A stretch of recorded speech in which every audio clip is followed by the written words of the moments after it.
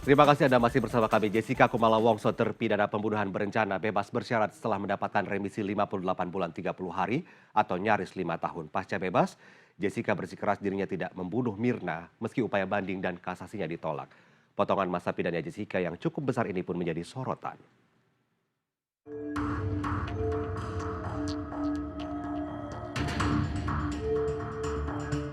Jessica Kumala Wongso tidak bisa menutupi kebahagiaannya saat keluar dari Balai Pemasyarakatan kelas 1A Jakarta Timur Utara pada Minggu pagi. Jessica tersenyum dan melambaikan tangan kepada wartawan sebelum akhirnya memasuki mobil. Pada Minggu sore, Jessica Kumala Wongso, mantan terpidana kasus kopi sianida ini melakukan konferensi pers didampingi kuasa hukumnya Otto Hasibuan. Jessica tetap bersikeras tidak bersalah dan melakukan pembunuhan berencana terhadap temannya Mirna Salihin. Meski begitu, Jessica mengaku telah memaafkan seluruh orang yang membuat dirinya harus mendekam 8 tahun di penjara. Pada waktu awal itu terjadi, saya merasakan sangat sedih sekali ya. Tapi sejalannya waktu dan sekarang ini saya sudah memaafkan semua yang telah melakukan hal-hal yang buruk kepada saya. Sudah tidak ada kebencian lagi di hati saya. Jadi sekarang saya udah pulang aja untuk menjalani, juga saya harus menjalani apa yang seharusnya saya.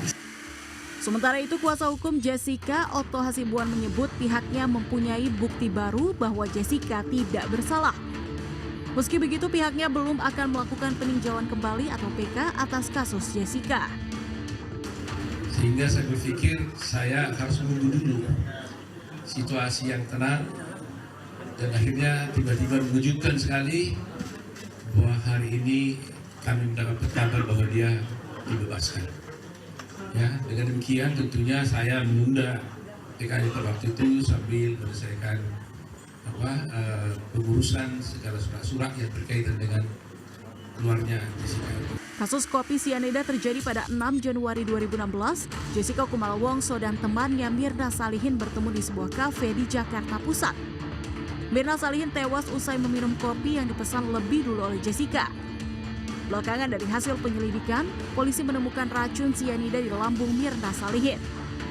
Usai ditetapkan sebagai tersangka dan melalui persidangan, Jessica divonis 20 tahun penjara oleh Pengadilan Negeri Jakarta Pusat.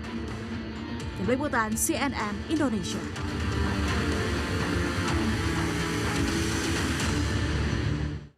Terpidana kasus pembunuhan Wayan Mirna Salihin, Jessica Kumala Wongso bebas bersyarat setelah menjalani 8 tahun hukuman pidana penjara. Sebelumnya Jessica divonis hakim dengan hukuman 20 tahun penjara. Apakah ada peradilan sesat dalam kasus ini? Dan apakah kini hukum berpihak pada Jessica? Untuk membahasnya, saya sapa langsung narasumber yang sudah bergabung dengan CNN Indonesia Prime News secara virtual. Pakar Hukum Pidana Universitas Jenderal Sudirman, Hibnu Nugroho. Selamat malam, Prof. Hibnu. Selamat malam, Mas. Prof, Jessica ini bebas bersyarat setelah mendapatkan remisi 58 bulan 30 hari. Apakah ini bisa disebut sebagai keberuntungan atau bahkan dibilang kini hukum berpihak pada Jessica lantaran mendapatkan banyak remisi luar biasa ini, Prof? Ya, kalau berdasarkan perspektif dalam arti luas, iya keberuntungan. Karena di sini adalah penjumlahannya 3/4 pidana itu adalah masa yang dijalani plus pengurangan remisi yang diberikan. Jadi kalau dengan penahanan 8 tahun plus remisi 5 tahun 8 bulan, itu sudah 2/3%.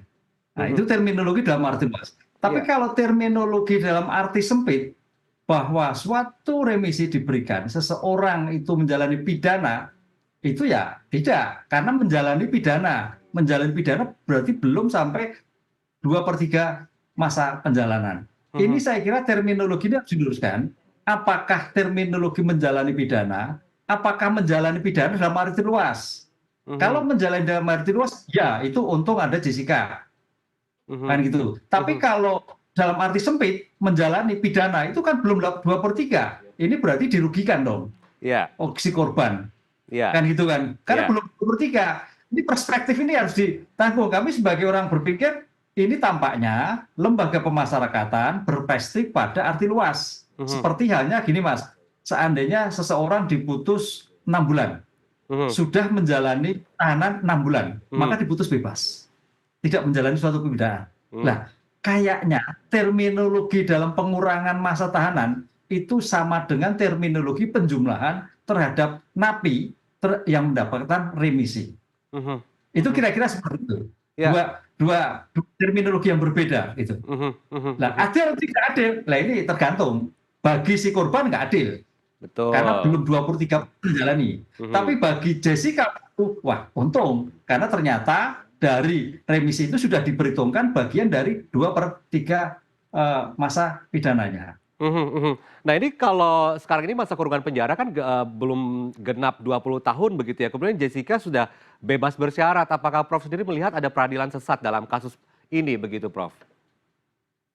Kalau kita melihat sebagai bentuk pidana bersyarat tidak. Mhm. Karena gini, sistem pidana kita adalah pemasyarakatan. Mhm. Orang untuk mendapatkan pidana bersyarat itu dengan syarat-syarat khusus. Berkelakuan baik, menjalani pidana-pidana dengan baik. Mhm. Dan, nah ini hak loh Mas, hak. Lapas mempunyai penilaian apakah yang bersangkutan bisa diterima atau tidak. Karena Mhm. sebetulnya spirit lah, ini kita bicara spirit ya. Spirit suatu pidana itu adalah bagaimana hakim bertanggung jawab. Jadi seorang hakim itu kita menjatuhkan 10 tahun, 20 tahun itu harus berprinsip ke depan bisa kembali ke masyarakat. Mhm. Itu Mas. Mhm. Jadi kalau seandainya seorang dipidana belum bisa kembali ke masyarakat, residip itu gagal tujuan pemidanaan. Oleh Mhm. karena itu, untuk menyambung tujuan pemidanaan yang diputuskan oleh pengadilan, maka lapas membuat suatu pemasyarakatan. Mhm. Bagaimana seseorang narapidana itu bisa cepat kembali diterima oleh masyarakat. Makanya di sini sebelumnya remisi spiritnya adalah reintegrasi sosial. Mhm. Sehingga jangan sampai orang napi itu tidak bisa diterima oleh masyarakat. Mhm. Mhm. Stigmanya melekat sehingga masyarakat menghindar. Mhm. Itu yang dalam tanda petik peradilan kita gagal. Tapi kalau seorang narapidana dalam remisi kemudian bagian dari reintegrasi diterima, berarti pemidananya berhasil. Mhm. Mhm. Iya, iya. Prof, ini kan 18 Agustus kemarin ini kuasa hukum Jessica, Otto Hasibuan sempat kaget juga begitu ya dan bertanya-tanya ke pihak lapas soal mengapa tiba-tiba ada pembebasan bersyarat Jessica yang dikeluarkan begitu. Karena ada jawaban Jessica dianggap berkelakuan baik berada di lapas begitu. Dalam pandangan hukum, kelakuan baik seperti apa yang membuat terpidana bisa mendapatkan pembebasan bersyarat lebih cepat, Prof, sehingga bisa dikatakan ya sudah karena baik lalu tak perlu waktu lebih lama dikurung dalam penjara begitu. Ya, kita kembali pada basis teorinya ya Mas ya. Teori pemindahan kita adalah kembali pada rehabilitatif. Hmm. Rehabilitatif itu ada perbaikan. Mhm. Bahkan sekarang restoratif, kan gitu kan. Mhm. Nah, dalam hal seperti ini, kita harus melihat menerawang bahwa seolah-olah berarti memang betul Jessica itu selalu mengikuti pembinaan dari narapidana. Mhm. Tidak menimbulkan kewenangan pidana. Mhm. Pembinaan-pembinaan yang dilakukan juga dilakukan dengan baik. Mhm. Tidak menimbulkan risiko. Mhm. Risiko mitigasi risiko masyarakat. Bagi seseorang napi di bidang besar itu menjadi risiko atau tidak? Lah, Mhm. inilah yang disebut kalau kita lihat dalam suatu penologi itu program asimilasi. Asimilasi itu suatu latihan bagaimana bisa kembali ke masyarakat yang Mhm. kemudian diberikan pada pidana bersyarat. Jadi konsep pidana bersyarat itu hak. Artinya di sini sebagai bentuk pelaksanaan pidana, napi punya penilaian sendiri. Oh, Jessica bisa diterima masyarakat. Mhm. Oh, Jessica baik. Tidak melakukan suatu tindakan-tindakan yang merugikan, bahkan tindak pidana kembali. Karena apa? Seandainya nanti Jessica melakukan tindak pidana, syarat itu cabut pidana bersyaratnya. Mhm. Mhm. Mhm. Ya, publik sekarang juga bertanya-tanya ya, termasuk Otto Hasibuan juga kemarin sempat berpikir begitu ya, membandingkan dengan kasus pembunuhan Vina Cirebon ya Prof ya, yang banyak memberikan upaya besar untuk membela para pelaku karena mereka ini diyakini bukan pelaku pembunuhan begitu. Tapi kalau Jessica merasa bahwa tim kuasa hukum merasa bahwa Jessica ini kurang diperhatikan begitu ya. Prof melihatnya seperti apa? Apakah ada kejanggalan dalam proses peradilan untuk Jessica ini, Prof? Ya, kalau kita melihat suatu peradilan memang kalau kita melihat ada sesuatu hukum itu kadang-kadang ada naik turun, Mas. Mhm. Konsep Mhm. equality law itu ada sesuatu yang berbeda. Mhm. Di sini saya kira kejelian masing-masing lembaga pemasyarakatan untuk menilai dari warga binaan juga tampaknya berbeda-beda. Dalam arti segi material ya. Tapi segi formalnya tadi sudah, misalkan terkait dengan bagaimana dia melakukan suatu pembinaan. Tapi bagaimana dia juga memberikan kontribusi di dalam lapangan masyarakatan.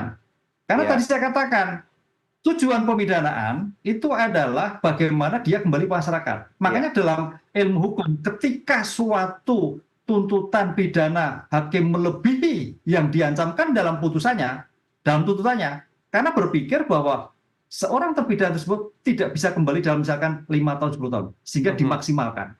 Sepanjang tidak melebihi batasan yang diancamkan dalam undang-undang yang dalam surat dakwaan. Ya. Gitu, Mas. Ya. Kalau kita lihat, nih, misalkan penuntut umum menuntut 10 tahun, hakim udah bisa ini bisa kembali kalau 15 tahun, maka tindakan 15 tahun.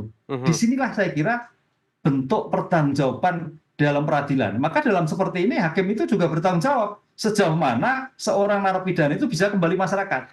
Kasus Jessica tampil ini sebagai contoh, dia bisa kembali pada masyarakat. Ya, gitu. Tapi belum tentu ya, baru pidana bersyarat kan itu. Ya, ya. Ini langkah selanjutnya akan diambil oleh pihak Jessica begitu, Prof. Karena tim kuasa hukum ini sudah mengantongi bukti baru atau novum dan akan mengajukan PK kembali begitu ya untuk memperlihatkan bahwa putusan hakim ini keliru begitu. Dalam perkara jenis ini sejauh mana sih novum atau bukti baru ini berdampak pada Jessica yang notabene sudah bebas begitu, Prof? Ya, bagi Jessica, saya kira dampak yang akan diinginkan ketika suatu novum itu bisa dikabulkan, namanya bersih. Ya. Itu spiritnya, karena dia jalan pidana, namanya bersih. Jadi hanya itu yang dicari. Seperti halnya kemarin kalau kita lihat Saka Tata, itu hanya namanya bersih karena sudah menjalankan. Nah, disinilah yang saya kira ini memang nama baik itu suatu yang dominan. Bagaimana kita membersihkan seorang yang bersangkutan walaupun sudah menjalani suatu pemidanaan. Nah, terhadap bagaimana dikabulkan atau tidak, sekarang pertanyaannya sejauh mana nilai bukti baru tadi. Sejauh mana nilai itu bisa menjelaskan suatu peristiwa itu bahwa Jessica tidak terlibat. Nah, itu yang jadi persoalan nantinya. Iya, ya baik, kita akan lihat seperti apa nanti tim kuasa hukum Jessica akan mengambil langkah apa lagi setelah bukti baru dibawa, begitu ada pengajuan PK juga. Tetapi kita ingin melihat bagaimana penegak hukum memproses hukum seadil-adilnya dalam kasus ini. Terima kasih banyak Prof atas kesempatannya dan waktunya bisa saya wawancara di CNN Indonesia Prime News. Sehat lalu, Prof. Terima kasih Mas Pak Nurwan.